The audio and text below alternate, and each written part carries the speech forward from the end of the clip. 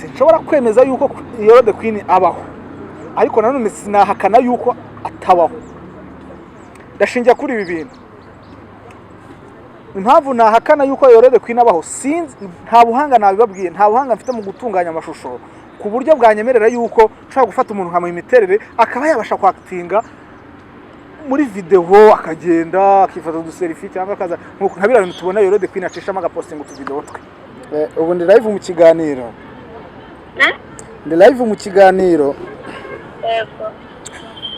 Hari ibintu biri kugenda bivugwaho, uri umuntu wirwamagana aho ngaho warahabaye muri karitsiye bivuga yuko Yoro the Queen yabayemo nawe wayibayemo wanayikuriyemo urayizi.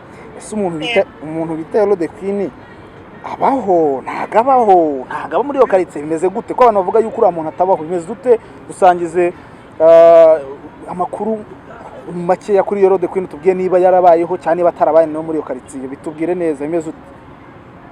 Yoro the Queen abaho cyane. Abaho kuko ni umukobwa twakoranye hano muri karitsiye nyine, uhageze wabaza buri mwese nyine yakubwira. Abaho cyane.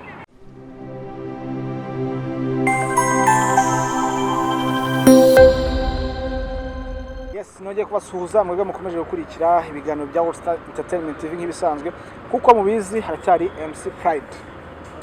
Ngenda suhuza abantu bari mu bice bine by'isi ndetse n'abari muri ntare enye zo mu Rwanda, ubwo nukuvuga uburengerazuba, iburasirazuba, amajyepfo n'amajyaruguru, ndetse n'abari mu mujyi wa Kigali, ndetse n'abari muri diaspora. Nivuga diaspora ubwo n'abantu bari hanze y'igihugu bose muri rusange nabasuhuje, bahaye ikaze kuri All Star Entertainment TV nk'ibisanzwe nkuko twagiye tubigarukaho.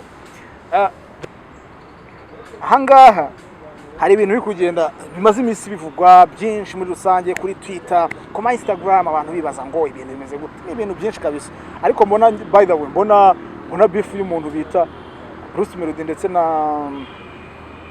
Bruce Melody na Yampana uwo rizagwira. Niwe bamutaze kubera indirimbo yakoze yabaye nziza igoinga viral, indirimbo bita uwo rizagwira.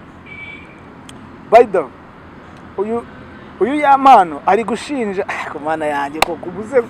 Yampano rashinja Bruce Melody ngo yakoze ngo ibintu ngo bitari byiza, ngo yakwimye korabo ngo mukorane remix y'indirimbo yawe. Bruce Melody ntago mukiri kuri level imwe Yampano, ntago muri kuri level na Bruce Melody.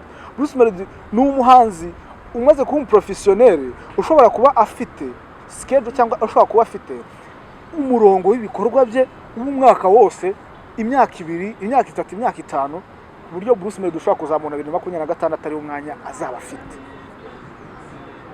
Imwijundika reka nanjye reka muvugira Bruce Melody ahanda mugarukira. Iyo umaze kuba umuhanzi mpuzamahanga, iyo umaze kuba umuprofessionnel, uri umuhanzi w'umuhanga, umuhanzi umaze kugira experience iri hejuru cyane, umaze kuba international, uba ugomba kwihesha agaciro, ukagira management yawe kumanaginga ikagupangira ibintu ku buryo ushobora kuba ufite kalenda y'imyaka 6 uri mu bikorwa byawe, ku buryo wabyivagaho bambwira ngo ntago uboneka. Ubwo rero mva abantu binyuma ushaka guhita avuga ati Bruce Melody yemeye, Bruce Melody ntago ashaka gufasha Yampano, Bruce Melody. Ibyo ngibyo niko bimeze, niko biteye. Ndaguha ingero nyinshi zifatika Yampano. Rwose ntumve yuko ari ikibazo cyawe cyangwa se ari ikibazo cya Bruce Melody, umve yuko ari ikibazo cyo kubura umwanya wendake. Kubera yuko Bruce Melody na team ye bashobora kuba kuri kalendari nkuko nabikubwiye kugira 2028 ko shigaye Bruce Melody, Kenny n'abandi bantu bamuri impande na ba Element n'abandi bashobora kuba bafite ibikorwa bya Bruce Melody mu myaka ine, ku buryo nta wundi muntu wamusaba korabo ngo ayibone. Kubera iyo mpamvu, kuba ari professionnel, kuba afite ibyarimo, kuba ikintu bita ubuhanzi byararangiye kuba akazi.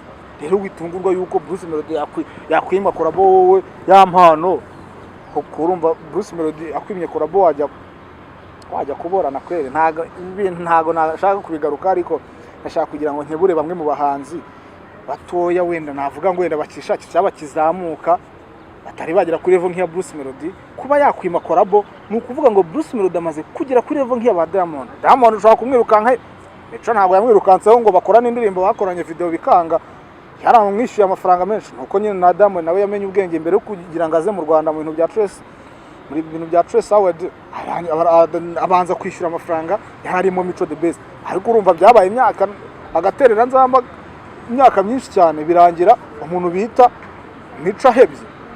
Uvuga ngo iyo uri umuhanzi umaze kuba mukuru uba ufite ibikorwa ushobora gusanga nk'imyaka inizo uzayokipa ukiri muri ibyo bikorwa kandi abantu ntibazakubone ngo babe wenda collabo ngo bahe n'ibindi bintu bitandukanye muri rusange. So niyo mpamvu rero ya mpano rwose ugomba gutuza. Reka ng'urugero umuhanzi bita Wizkid yakoze indirimbo ebyiri azikorana na Drake, nimbo bita Come Closer, nimbo bita One Dance, zigowinga viral muri Afrika no ku isi yose muri rusange, zigowinga viral. Kandi urabizi ko Wizkid ni umuhanzi w'umustar no muri Afrika n'abanyamerika, aragenda kuzuza za O2 Arena yo mu Bwongereza, aragenda mu Budage kuzuza arena yaho, abantu bakavuga ngo uyu muhanzi ni wa danje. Bajyaga mu gihe cyo gukora video zizo ndirimbo ebyiri nakubwiye ari One Dance ndetse na Come Closer. Umuntu bita Drake ugasanga kuri schedule ye ntiyaboneka kugira ngo Wizkid bakorane video nimwe, uri kubyumva ibyo bintu. Hano wari kuza wirakazwa ngo postinga ngo bakwimye collab.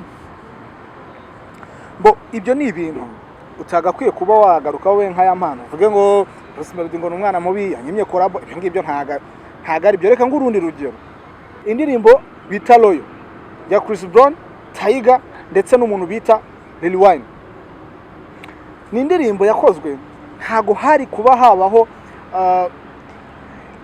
yuko yahinduka ku munota wa nyuma. Ndababwira iby'indirimbo, indirimbo twese tuzi yuko ari yabaga batatu, ariko ntago ariko byari bimeze, byagenze ute kugira ngo bahinduke. Indirimbo ya mbere original ya mbere yari irimo umuntu bita Chris Brown, Tyga ndetse na French Montana. Tyga, Chris Brown na French Montana. Birangije igihe cyo gukora video, umuntu bita French Montana afite ibikorwa byinshi yari arimo nk'umuhanzi, hariya ukuntu bazi show business, ukuntu bazi umuziki bawuhinduye business muri rusange, ababwira yuko atazigera aboneka mu gihe cyo gushutinga video. Baricanye na team nkuko bayikoranye Tyga, Chris Brown na French Montana, bemeranya yuko indirimbo agomba kuyivamo direct. Cya gitero ari kuririmbamo French Montana, Chris Brown na Tyga baravuze ati ariko wakwisungarira ni ko hari muri iyi minsi agahita agira ute, agahita kiririmbamo tukabona n'ukuntu tumwokipa tugashutinga na video. Ayo ni amakuru ahari, kiretse niba wenda udakurikirana showbiz ni wowe waba utabizi, ariko niyo makuru. Icyo gihe French Montana bahise bamukata muri ya ndirimbo, umuntu bita Lil Wayne araza akubitamo igitero cya Fresh, bakora audio gutyo bayisohora gutyo na video bakorana gutyo. Ariko wumvisha original yayo narayiyumviye, irimo French Montana, Loyo irimo French Montana.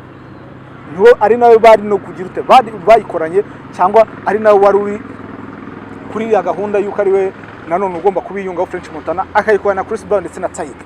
No kuvuga ngo rero bari bamaze gusobanukirwa umuziki cyari cyo, business y'umuziki icyari cyo, birangira navuga ngo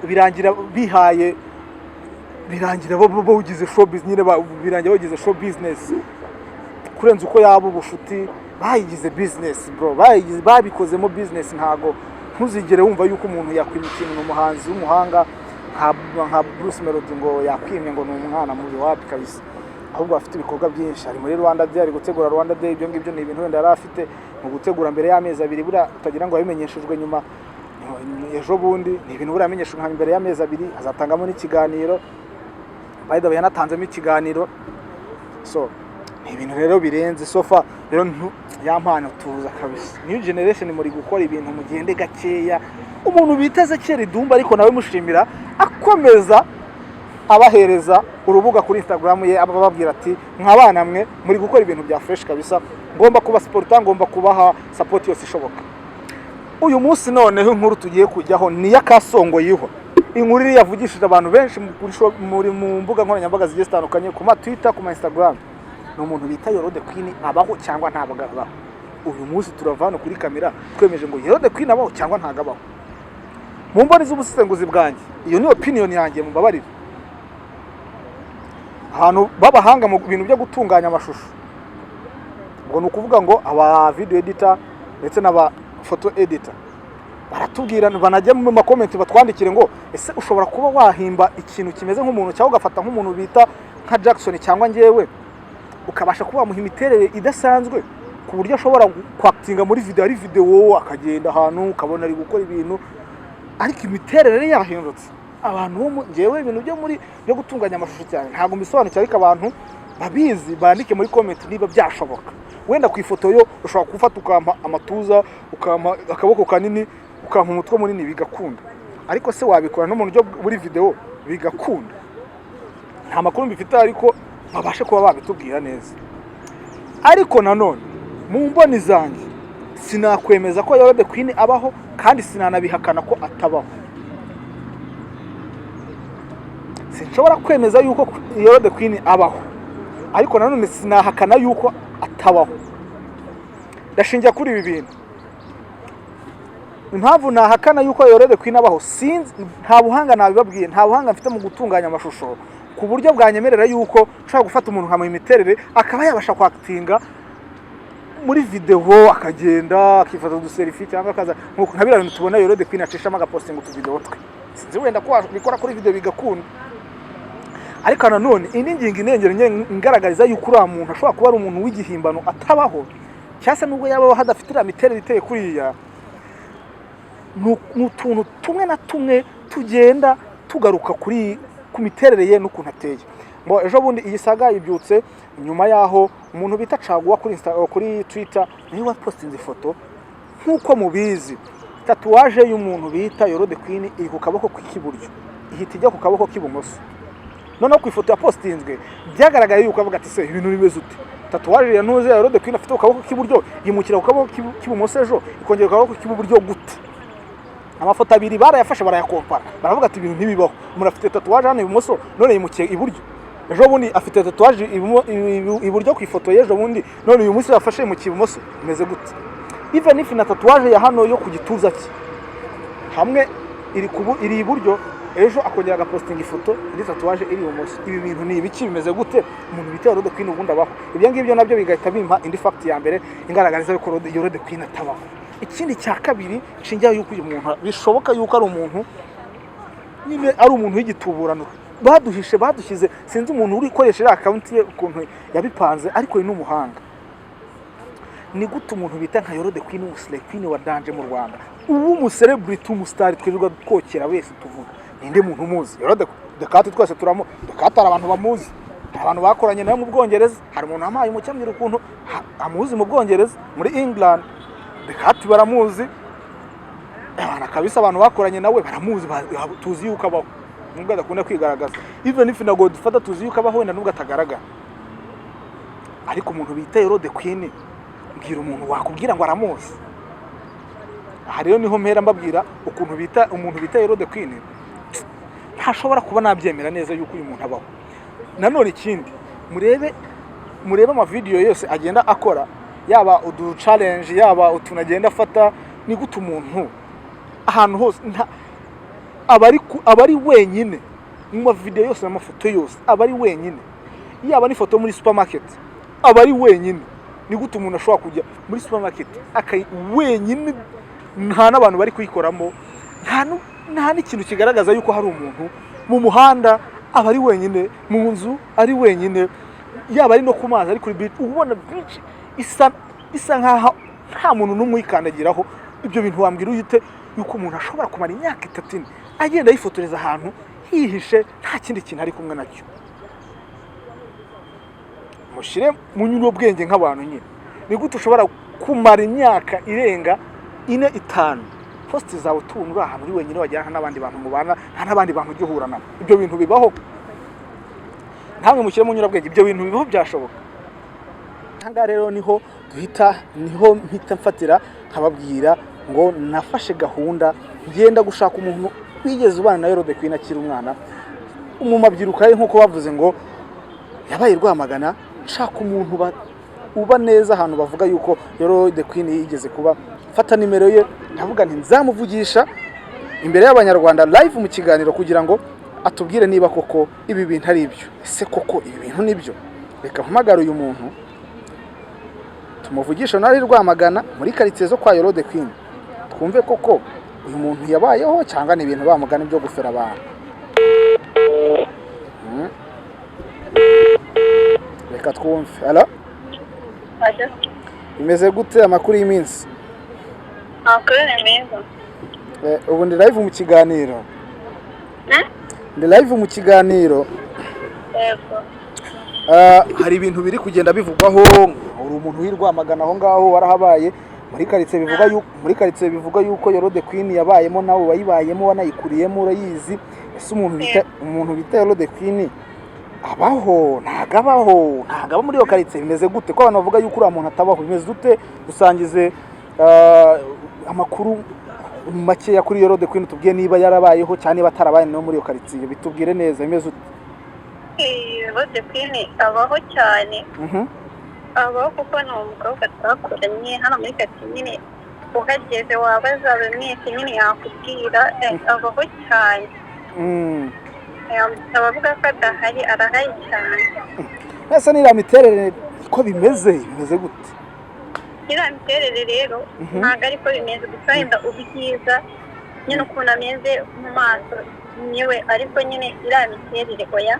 Iriya miterere wenda nyine hari ukuntu byari bimeze ariko ntabwo waseka, ariko iriya miterere ntabwo ari ni umuntu nyine nawe wakuze ureba aho ngaho mu mabyiruka ye. Yoro the Queen mbese abaho ntabwo ari ibintu byo kuvuga ngo arabeshya cyangwa ni catfish. umva Yoro the Queen abaho, ni umwana twakuranye, mbese twarakuranye rwose. Okay, urakoze kuduha amakuru aho ngaho i Rwamagana kabisa, ndatekereza munameze fresh. Ega tumeze neza amakuru. Sawa.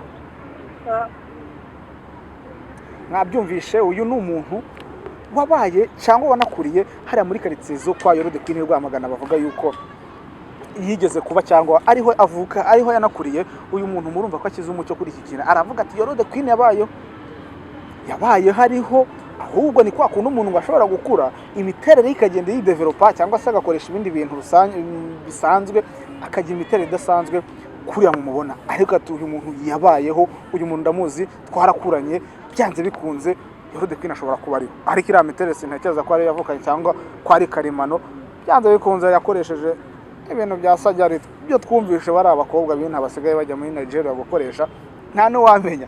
Murakoze cyane rero, ndatekereza tugeze ku musozo w'inkuru yacu muri rusange. Reka mashimira abantu twa turi kumwe, shimire mwebwe mwampaye umwanya kugira ngo tubane muri iki kiganiro. ni MC Pride nk'ibisanzwe, ni World Entertainment TV, nakagaruka. Ibihe byiza, amahoro y'Imana bane namwe. Ciao.